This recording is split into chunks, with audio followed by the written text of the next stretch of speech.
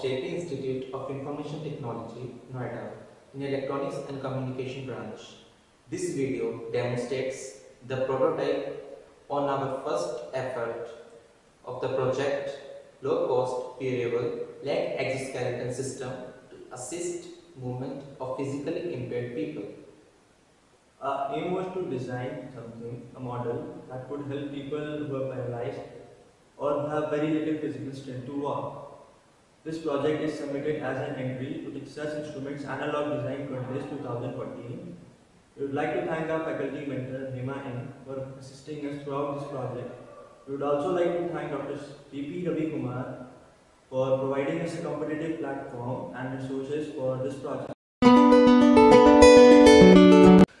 In our project, we have used two MSP430 G2553 microcontroller from Texas Instruments and one photodiode OPT101 from Texas Instruments.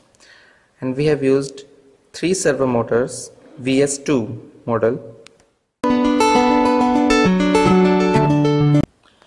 OPT101 photodiode detects light sensitivity and gives analog reading to first microcontroller.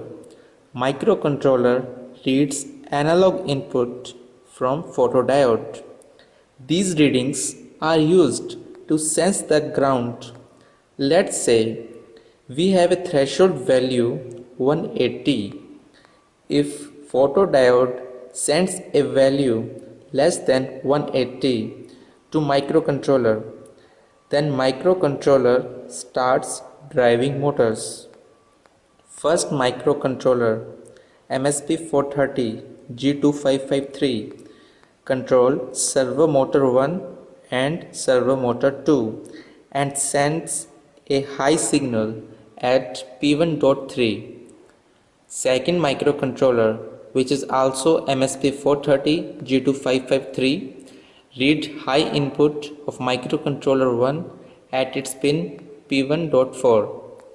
Now both controllers are synchronized to control three motors based on PWM with appropriate time delays. The first microcontroller drives two servo motors placed above knee which have springs attached to it. The second microcontroller drives third motor simultaneously, which controls the foot.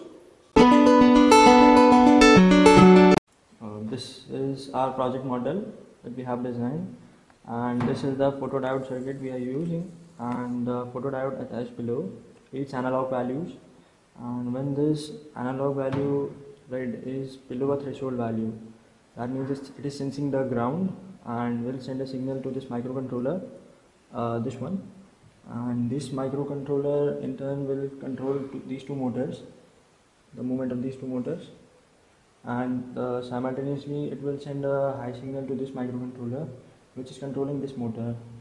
This motor is for maintaining the balance of the foot, and these two, the upper motors, will control the knee movements.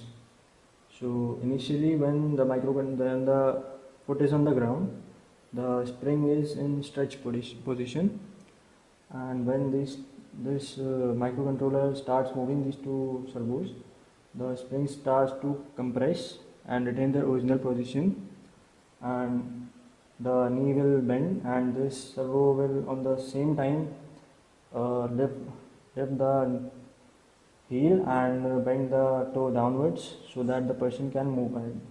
And when reverting back, these two servos will again start moving to original position, and the spring gets stretched, and this servo will again balance the foot and revert the speed to original.